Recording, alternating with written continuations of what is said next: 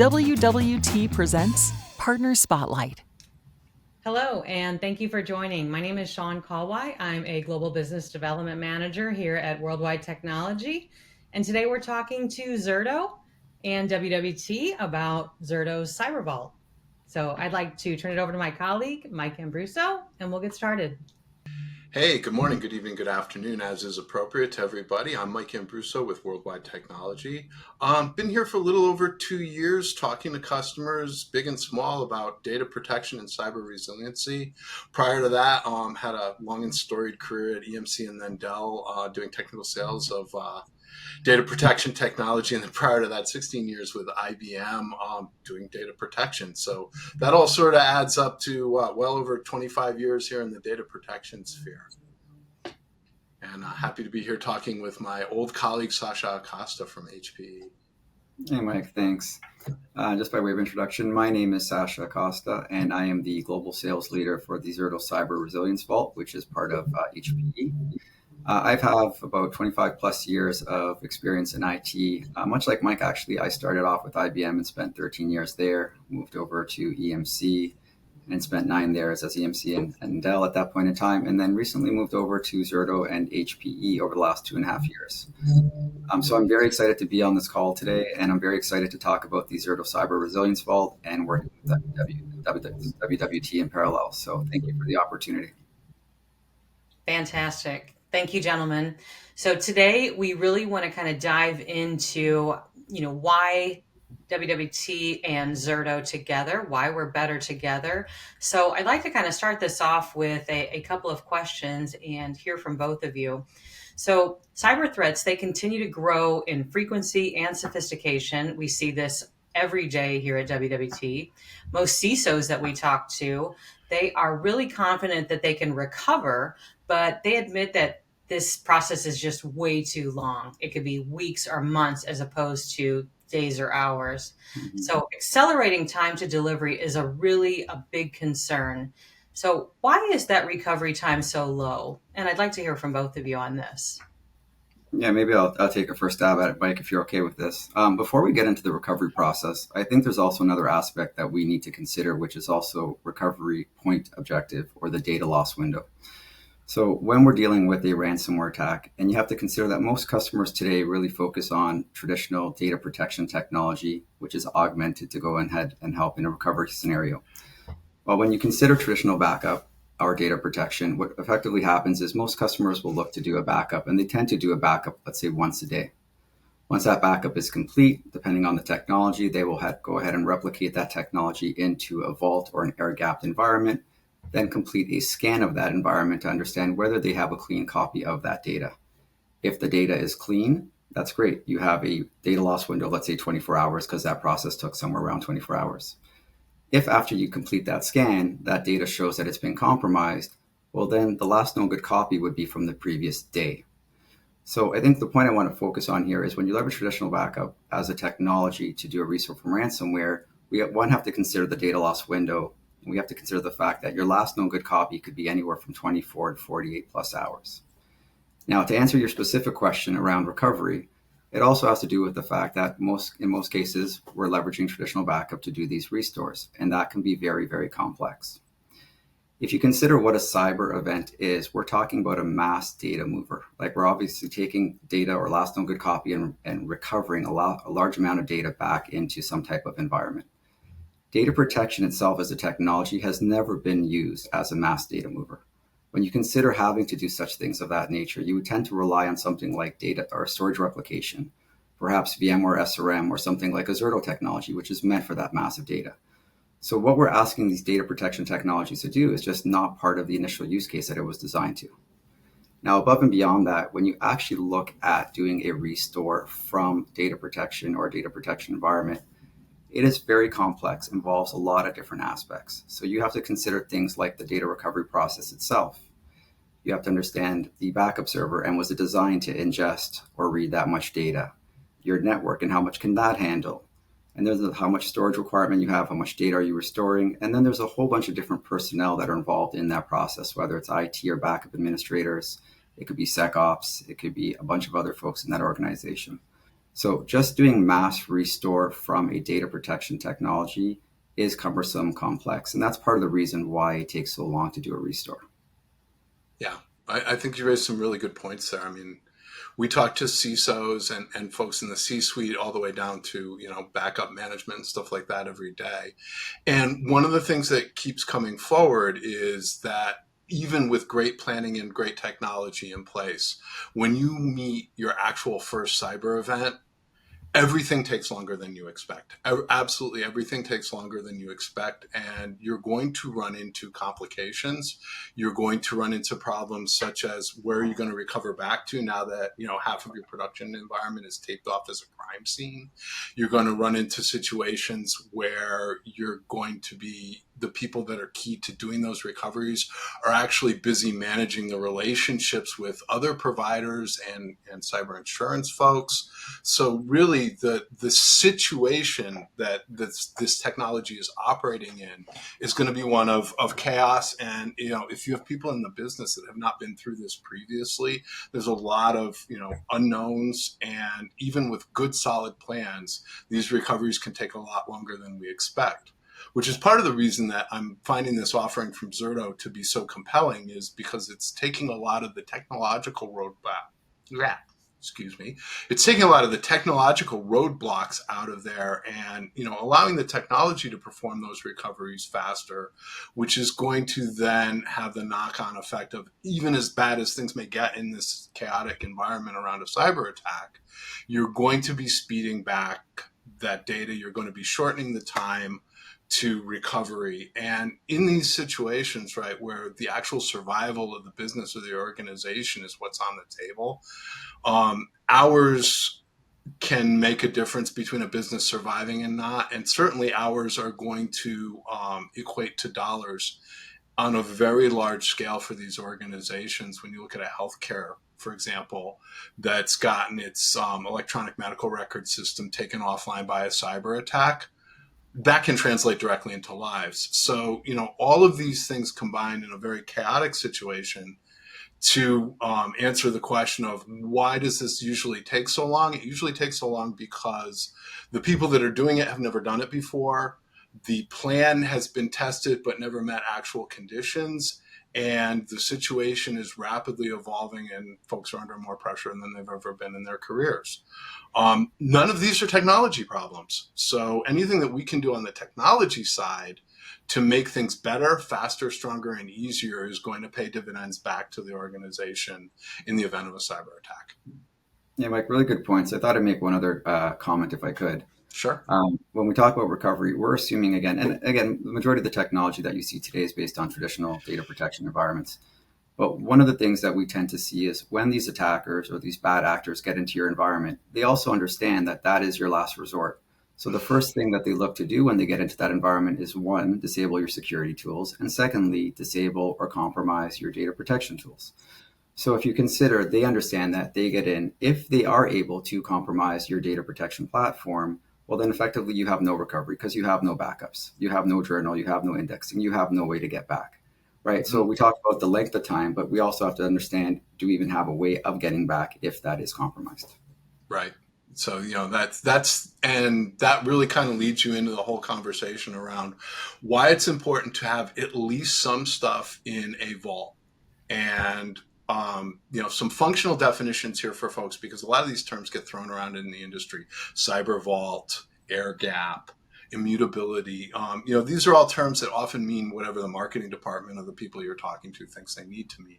So for some functional definitions, right, what is a vault or an air-gapped environment? And the best definition that I've heard of that is an environment where, if you assume that everything in production is compromised, that the bad guys have root permission on everything in production, something is functionally air-gapped or isolated if that can't be gotten at, despite the fact that the entire production environment is compromised.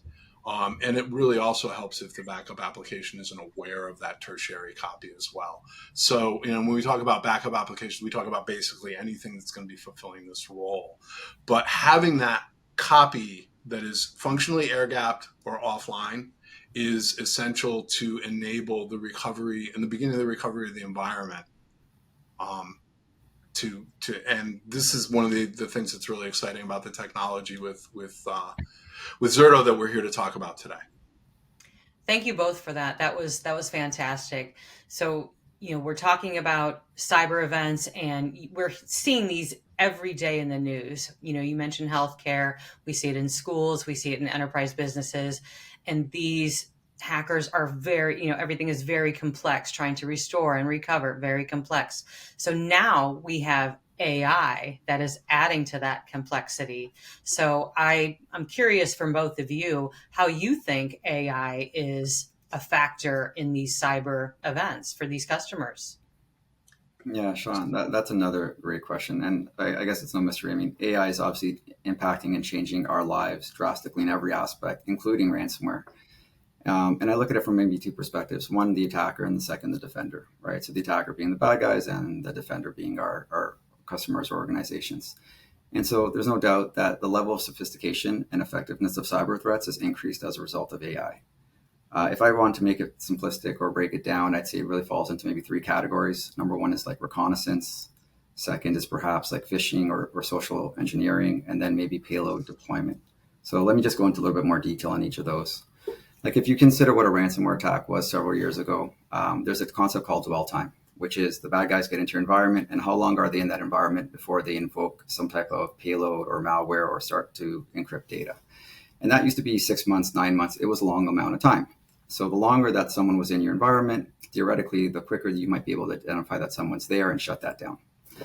With the use of AI now, they're using these empowered malware or empowered reconnaissance techniques where they can effectively scan your environment, understand what's on that network, understand what's critical to you, and do that in a very short amount of time. So we're talking dwell times going from 6 to 9 months down to days. So effectively, the time that you have to detect these things is much shorter, and these bad actors can gather all that data much more quickly. So that's one aspect.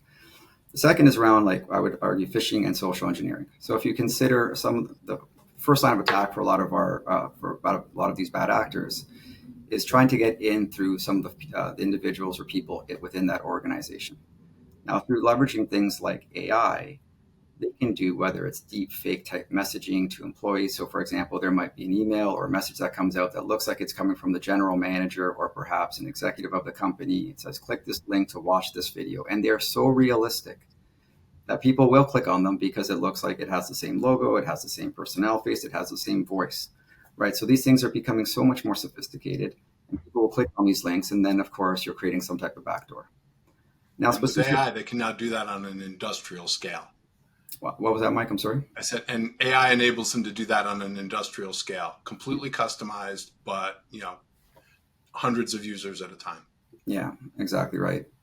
And then we're seeing now that they're developing advanced evasion techniques.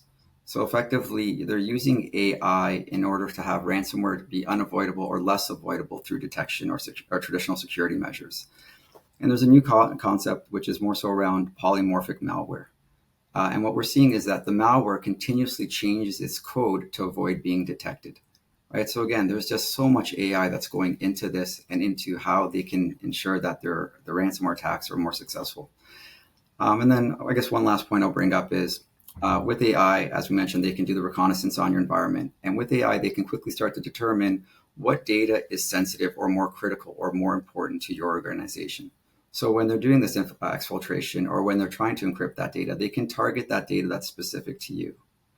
Now, on this as well with AI, what they're able to do is understand, okay, well, if that data is important to you, how much is it worth to you? And they can then determine what that pay for ransom should be and how much that organization can afford to pay for that ransom based on the data that they've taken. So there's just so many different aspects that they're actually leveraging AI to increase the success of the ransomware attacks. Yeah. And just a quick plug for the WWT platform. I actually have a blog post out. It's a couple of months old now, but dealing with this specific concern because, all of the points that you raise are spot on with that. And then so really to boil that down, right, what AI is doing in the ransomware space is providing an accelerant. It's essentially like throwing gasoline on a fire, and then it makes it burn faster and hotter. And I mean, the only good news in there is that, the good guys can use that too. And we're seeing a lot of our data protection vendors entering into the AI space to help enhance our customers' capabilities. And then the third concern, and this is something that I've really started to kind of wake up to in the last 3 or 4 months, as so many of our conversations start to turn to AI, I'm becoming concerned that this is becoming a distraction for IT organizations as they're chasing after this new shiny thing in our industry that everybody has to stop and look at. Are they having these conversations? Are they still focusing on the cyber attack that is an existential threat to their business next month? Right. And we want to make sure that we have the AI conversations, but we also continue to keep our eye on the ball on this subject, because these attacks are not going to let up. AI is only going to make them better, faster, stronger, worse. And we really need to continue to keep at least a substantial amount of focus on helping our customers ensure that there's going to be a business there next month to adopt their shiny new AI strategy. Great points. Great points. Thank you both.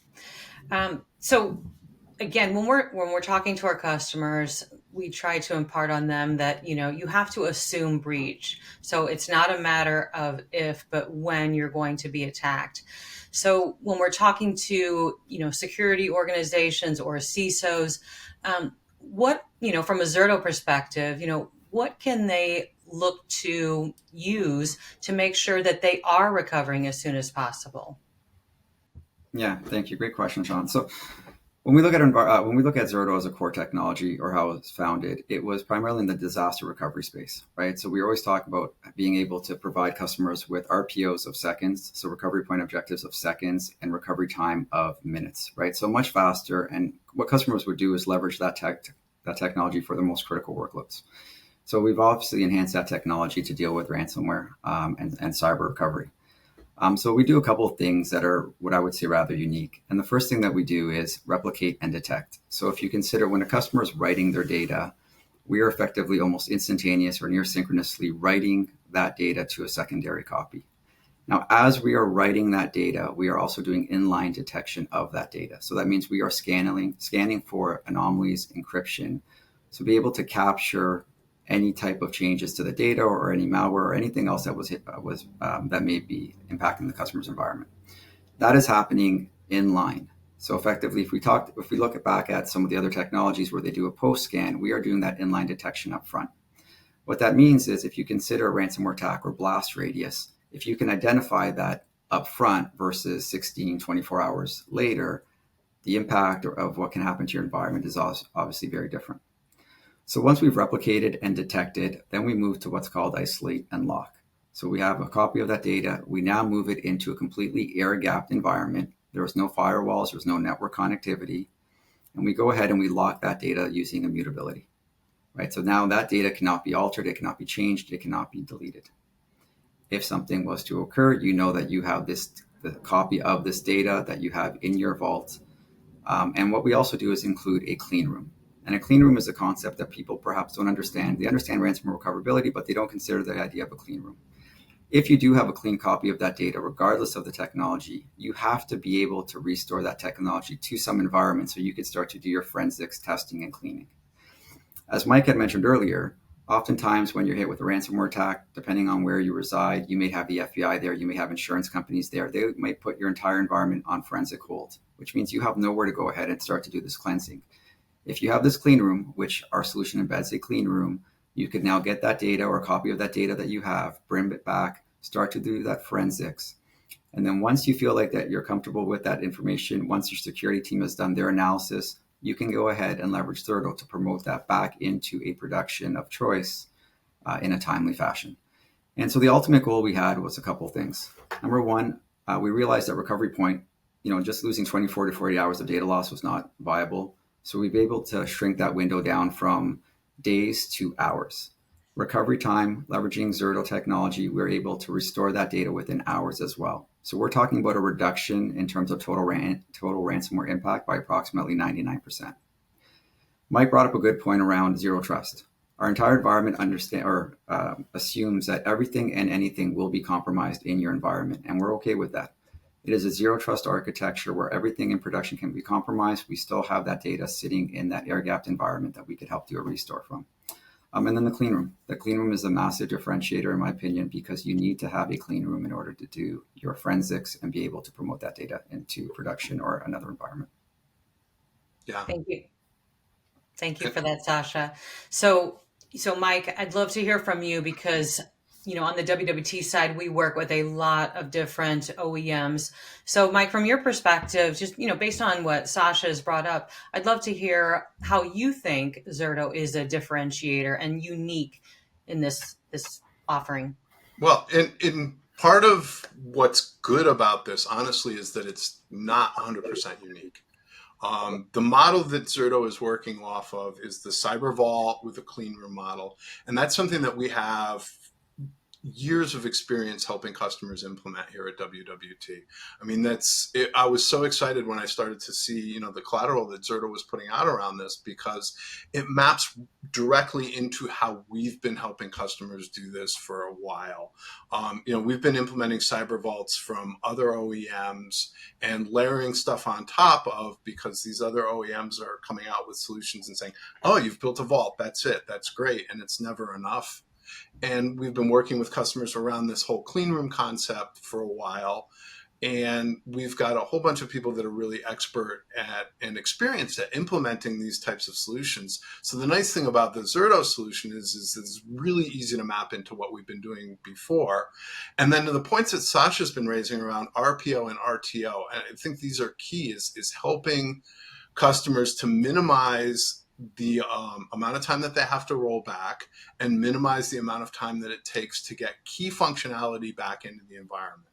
Now, I don't necessarily know, because we haven't gone through the exercise of like rationalizing a customer with this or not, but the way I would envision this sitting in is that like key crown jewels functionality, stuff that's got to have, an RPO or an RTO in minutes and hours. That's, as with the traditional continuous data protection solution, that's what we're going to be looking for Zerto to do with that cyber vault solution, is ensure that those key applications are going to be available very, very quickly, and that you're going to be able to perform these blast radius analysis to understand what's safe to recover and what's not, almost in real time with this technology. So these are the elements that we see Zerto bringing to the table to enhance those capabilities. But then this whole package just integrates so smoothly with what we've been doing with customers for the better part of 5 or 6 years now, and helping, large, small, and medium-sized customers, build out an environment where they have an environment where they can do forensic analysis, where they can recover suspect stuff and clean it,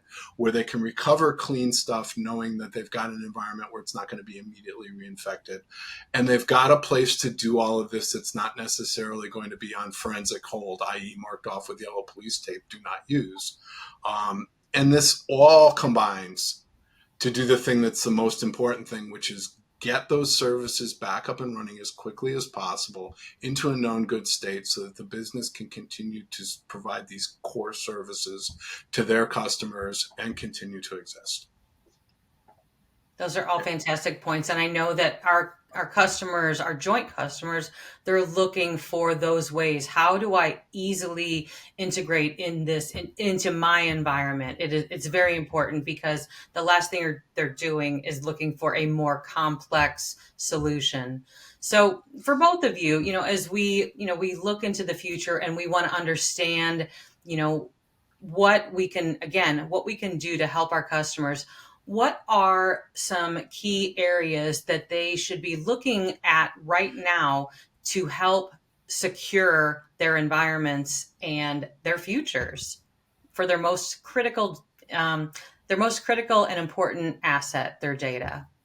Sasha, I'll start with you. Yeah, thank you. So I think my perspective, if I again simplify, it's probably going to be something like people, product, and process, right? So when I think about people, we talk about people tend to be the first line of attack, let's say, because it's just an easier way to infiltrate.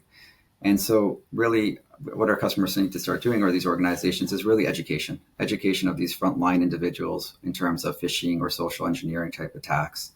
The the more that those folks are educated, the less likely that you are that people will start to get into your environment in those different ways. The next piece I would really focus on, like I said, is product or solution. And so I think there has to be a true conversation around what is an organization's security posture, right? And you need to look at it from different aspects. So if you consider something like the NIST framework, where it's identify, protect, detect, respond, and recover, if you look historically, most customers would really focus on identify, protect, and detect, right? So keeping the bad guys out, perimeter defense. And what we realize now is that it is not just that. Customers need to also have a strategy around respond and recover, which is what we're focused on today, which is the Zerto Cyber Resilience Vault. So I think customers truly understand what they have and have to have a proactive as well as reactive strategy to that. And then the last piece, which Mike was alluding to, was around process. So first thing a customer needs to really do is understand what are the crown jewels of that environment, or other people use the term minimal viable business. Right. So understanding if something was to go sideways, if we had this catastrophic event, what applications, what servers do you require to be up and running or continue to sustain some level of business? Yep. Second is, you really need to have an incident response plan, right? So it's not good enough just to have a way of having that data, but you need a plan in place. And I know this is where WWT has so many expertise around being able to help build that plan around that. And then again, not just having a plan is not enough. You need to practice and rehearse that plan. When something happens, it's not good enough to think, okay, we had this plan, let's just follow these guidelines, because there's so many little things that happen and so many nuances that you would have never considered. So what we're starting to see is customers, perhaps on a quarterly or semi-annually basis, will go ahead, run a scenario, run a simulation to make sure that all this is happening. And then another big thing that I'm seeing right now, which I know WWT has great offering around, is incident response. You could prepare, you could practice, you could rehearse, but when the real event happens, you do want some level of expertise, perhaps some feet on the street or boots on the ground to come in, fly in, help you with that restore. They have, you guys would have subject matter experts that could come in and assist in that. So that's kind of what I see, and I think it really break it down to people, product, and process, really emphasizing those, but they all have to work together to be able to recover from such an event. Yep.